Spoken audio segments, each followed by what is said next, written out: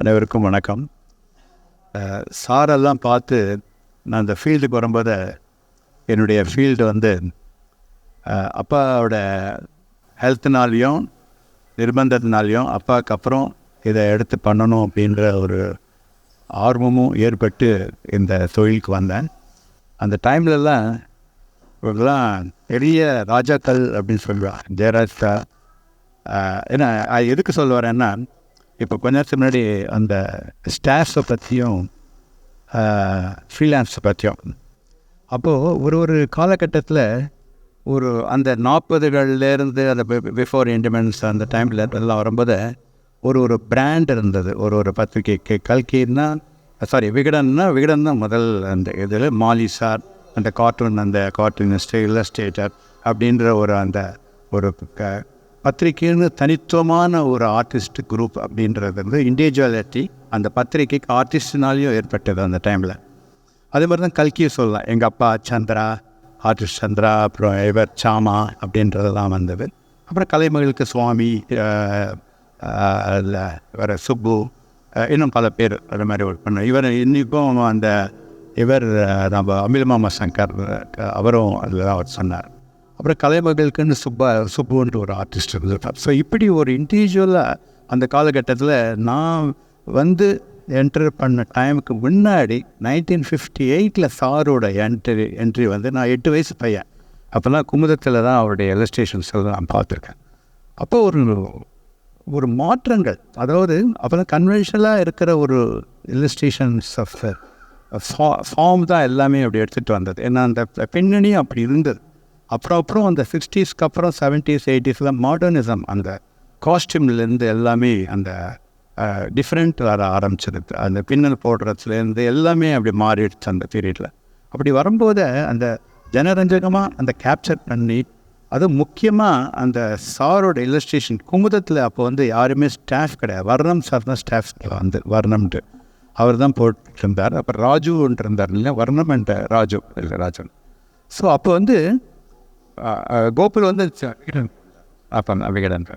So அப்படி வரும்போது ரவின்ற ஒரு ஆர்டிஸ்ட் இருந்தார். ரவி குமுதத்தில் நினைக்கிறேன், குமுதத்தில் ஆர்டிக்கல்லாம் போட்டுட்டு இருந்தார். ஃபீலாஸ் தான் இருந்தாங்க இவரை தவிர. ஸோ அந்த ட்ரெண்டை இவங்க நான் 67 காலேஜ் ஆஃப் ஆர்ட்ஸில் சேர்ந்தேன். நான் கமர்ஷியல் ஆர்டிஸ்ட்டாக தான் போகணுன்ட்டு இல்லஸ்ட்ரேட்டர். பிகாஸ் ரொம்ப லெபோரியஸ் ஒர்க் இல்லஸ்ட்ரேஷன்றது it's not a easy one. நம்ம அதாவது ஒரு ஃபுல் என்டையர் சிச்சுவேஷனை ஒவ்வொரு கதைக்கும் ஒவ்வொரு ஆத்தருக்கு தகுந்த மாதிரி இல்லஸ்ட்ரேட் பண்ணுறதுன்றது அது பெரிய ஒர்க். அது எல்லாத்தையும் ஸ்டடி உள்வாங்கினா தான் அதை பண்ண முடியும். அப்படி பண்ணும்போது ஜெயராஜ் சாரோட ஒர்க்கு எக்ஸ்ட்ரீம்லி அந்த பீரியடில் அந்த காலகட்டத்தினுடைய பரிணாமத்தினுடைய வெளிப்பாடு அவருடைய இல்லஸ்ட்ரேஷன்ஸில் நல்லாவே வந்தது. எல்லா ஆர்டிஸ்டும் ராமசாரம் பண்ணியிருக்கார், இவரும் பண்ணியிருக்கார். அதில் இவர் பண்ணும்போது எனக்கு ரொம்ப இவருடைய எல்லாரோட ஒர்க்கும் எனக்கு ரொம்ப பிடிக்கும். இந்த டைமில் இவர் லைன் மாத்திரம் பண்ணாமல் வாஷ் பண்ணுவார். அது சிம்பிள் வாஷ்.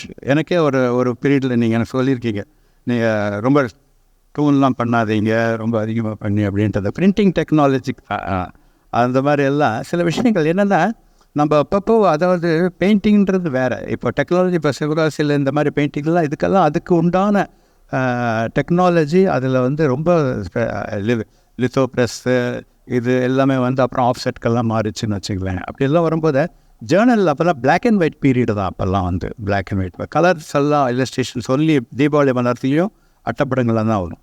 அப்படிலாம் வந்த டைமில் பிளாக் அண்ட் ஒயிட்டில் பியூட்டிஃபுல் இல்லஸ்ட்ரேஷன்ஸ், இவருடைய இல்லஸ்ட்ரேஷன்ஸ் என்னை அப்படியே ஈர்த்து அதை யூத்தை நம்ம இருக்கும்போது ஒரு 16-17 வயசில் இவருடைய ஓவியங்கள் எங்கள் அப்பாக்கிட்டே காமிப்பேன். அதில் அப்பாவை ரசிச்சிருக்காரு. எங்கள் ஃபாதர் உங்களுடைய இல்லஸ்ட்ரேஷன் குமுதத்தில் பார்த்து இப்போ இருக்கிற ஆர்டிஸ்டோட நல்லா பண்ணியிருக்கார் அப்படின்ட்டுலாம் என்கிட்ட சிலாச்சு சொல்லியிருக்கார். ஸோ அப்போல்லாம் அதை பார்ப்பாங்க, அந்த எல்லா பத்திரிக்கையுமே பார்ப்பாங்க. பட்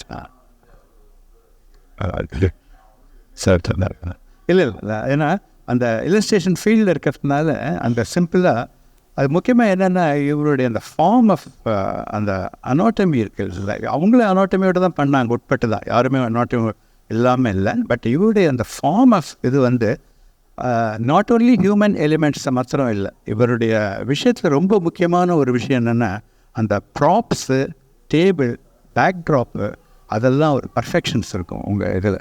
அது டெலிஃபோன் போட்டால் டெலிஃபோனோட ஃபார்ம் இருக்கும் கரெக்டாக, டேப்பு போட்டால் டேப்போட ஃபார்ம் இருக்கும், டேபிளில் இருக்கிற ஒரு எக்யூப்மெண்ட்ஸ் ஆகட்டும். இப்போ கூட 1968 ஒரு சின்ன படம் இருந்தோம், அதில் வந்து டேபிள் அந்த சேரோட இது சூட்டில் இருக்கிற அந்த டெக்ஸ்சர் ஃபார்ம்ஸ் டிஃப்ரெண்ட் இது.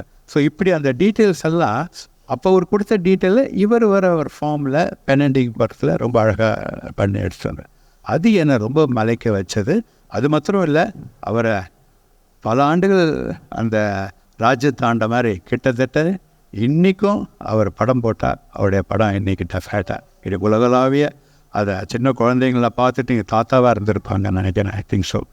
இப்போ நான் சொல்கிற மாதிரி அந்த மாதிரி 58 அவருடைய படைப்புகள் அமேசிங் ஒன். அப்புறம் முக்கியமான ஒன்று இப்போ வேறு மாயா சார் சொன்னார், அப்போல்லாம் வந்து படம் போடும்போது ஒரு பத்திரிக்கைக்குன்னு இன்னொரு பத்திரிக்கை யாருமே சான்ஸ் கொடுக்க மாட்டாங்க. அதுவும் இல்லாமல் விகடன்ற ஒரு பெரிய கோட்டை, அதுக்குள்ளே ஒரு வேறு பீப்புள்னால் அதுக்கு அந்த எம்டி அந்த அந்த ஒரு அந்த தனிப்பட்ட ஒரு இண்டிவிஜுவலிட்டி இருக்கணுன்றது. ஆனால் அதிலேயே அவர் வந்து அந்த காலத்துலேயே அவர் வந்து 19 எந்த வருஷம் தெரியல, நீங்கள் அந்த ஃபஸ்ட்டு முதல்ல விகடனுக்கு தான் நீங்கள் வந்து குமுதுக்கு அப்புறம் நீங்கள் பண்ணதுன்னு நினைக்கிறேன் நான். அந்த பார்ப்போம் விகடன் 1958 அது தெரியும். விகடனில் நீங்கள் பண்ணுறது ஃப்ரீலான்ஸாக கொடுத்த ஒரு கண்டினியூ கான்ட்ராக்ட்னு சொல்லுவாங்க, அதுக்கு ரெகுலராக பண்ணணும் அப்படின்ற ஆஸ்பெக்டில் அவரை வந்து ரெகுலராக பண்ணுறதுக்கு ஒரு வாய்ப்பு கொடுத்து அவரை வந்து பண்ணியிருக்காங்க. அது வந்து பெரிய விஷயம் அந்த டைமில். அது வந்து அந்த மாதிரி வந்து அவருடைய அதுக்கப்புறம் இதுக்கு ஆந்தோடன் வந்த அப்புறம் தான் எல்லா பத்திரிக்கையும் கொஞ்சம் கொஞ்சம் கொடுக்க ஆரம்பித்தாங்க. அஃப்கோர்ஸ் எனக்கு என்னென்னா அவரை ஜென்ரலாக அனாட்டமியில் கொஞ்சம் வரம்பு மீறி இப்பெல்லாம் பண்ணுறாரு அப்படின்றதுலாம் சொல்லுவாங்க. அதெல்லாம் எனக்கு அது உடன்பாடு இல்லை. ஆனால் ஒரு ஆர்டிஸ்ட் கலைஞருக்கு ஏன் அதில் உடன்பாடு இல்லைன்னா, வரம்பு மீறினதுன்னா எங்கே இருக்குது வரம்பு? எது வரம்பு? இதா கலகியா யாருக்குமே தெரியாது. அதனால் இது மீறுறதுங்கிற பேச்சுக்கே இடம் இல்லைங்கிறது தான். இல்லை அது மாதிரி அதை வந்து கலை அம்சத்தோடு பார்க்கணும். எந்த ஒரு ஆஸ்பெக்ட்லையும் நம்ம வந்து நான் காலேஜில் வந்து லைஃப் ஸ்டடீஸ்ன்னு இதெல்லாம் பண்ணியிருக்கோம். பட் அதை வந்து எந்த ஆஸ்பெக்டில் நம்ம வந்து பண்ணுறோம் அப்படின்னா அதை அந்த ஆங்கிளில் ஒரு இல்லஸ்ட்ரேஷனில் ஒரு ஃபார்மை காமிக்கிறது கிடையாது. ஏன்னா ஃபாரின் இல்லஸ்ட்ரேஷன் அந்த காலத்தில் நான் சாட்டர்டே ஈவினிங் போஸ்ட்டு, லுக்கில், அப்புறம் மெக்கால் அண்ட் சில பிக்சர்ஸ் லண்டன் பப்ளிகேஷன்ஸ் எல்லாம் பார்க்கும்போது அவருடைய பேட்டர்ன் ஆஃப் அந்த ஃபார்ம் அதெல்லாம் வந்து அது வந்து கரெக்டாக நம்மளுடைய பாணிக்கு நம்மளுடைய தமிழ்நாட்டுடைய இதுக்கு அது ரொம்ப அழகாக எடுத்துகிட்டு வந்தார். அந்த பீரியட்லேயும் அது எல்லாமே டெவலப் ஆச்சு. இன்ஃபேக்ட் நான் ஒரு பீரியடில் நான் என்ட்ராகும்போது கூட நான் வந்து கொஞ்சம் சாரோட படங்கள்லாம் அடிக்கடி பார்க்கறது உண்டு நான், அந்த இன்ஃப்ளூயன்ஸ். ஏன்னா ராமு சார் படம், இந்த வர மாருதி சார் படம் எல்லாரையுமே. பட் அப்படி வரும்போது அந்த இது வந்து அது ஒரு பிரேக் எடுத்துகிட்டு வந்தார். இப்போ நீங்கள் சொன்னார் அவர் ஃப்ரீலான்ஸ்க்கு எல்லாருக்குமே கொடுக்கணும் அப்படின்ற ஒரு கான்செப்ட் சொன்னீங்க இல்லைங்களா, எல்லாருக்கும் கிடைக்கணுன்றது. அது நிஜமாகவே இவருக்கு அப்புறம் தான் எல்லா பத்திரிகையிலையுமே எல்லா ஆர்டிஸ்ட்டுக்குமே எங்களுக்கெல்லாம் சான்ஸ் வந்தது. அது நிஜமான ஒரு வார்த்தை அதை சொன்னது. அது மாதிரி தான். ஏன்னா ஃப்ரீலான்ஸாக இருக்கிறதுன்றது ரொம்ப கஷ்டம். அதுவும் இல்லாமல் பத்திரிகை துறையில் வந்து ரொம்ப ஹார்ட் ஒர்க்கு. இவருடைய படக்கதை ஆகட்டும், ஷார்ட் ஸ்டோரி ஆகட்டும், பட்டாம்பூச்செல்லாம் சான்ஸே இல்லை அந்த பீரியடில். அப்படி ஒரு ட்ரெண்டை இன்றைக்கி அவர் வந்து அற்புதமான ஒரு லெஜண்டுன்னு தான் சொல்லலாம். இந்த இன்றைக்கி உண்மையிலே இதுக்கு ரொம்ப முக்கியமாக நான் ஜெயக்குமாரை வந்து நான் ரொம்ப பாராட்டணும். அதே இல்லாமல் ஒரு மகான்களுடைய ஒரு ஒர்க்கு கலெக்ஷனில் அவருடைய ஹானர் பண்ணி ஜெயக்குமாரை வந்து பண்ணியிருக்காருன்னு எனக்கு ரொம்ப சந்தோஷமாக இருக்குது. ஏன்னா பிகாஸ் இவங்கெல்லாம் அந்த பெரிய லெஜண்ட்ஸ். இவங்க எப்படி சொல்ல கொண்டே அந்த இதில் அந்த செட்டோட நம்மளையும் பண்ணுறதுக்காக உங்களை வெரி ஃபஸ்ட்டு பண்ணும்போது ரொம்ப சந்தோஷப்படுறேன். உண்மையிலே நான் அதிகமாக சொல்கிற எவ்வளோ இது இருக்குது.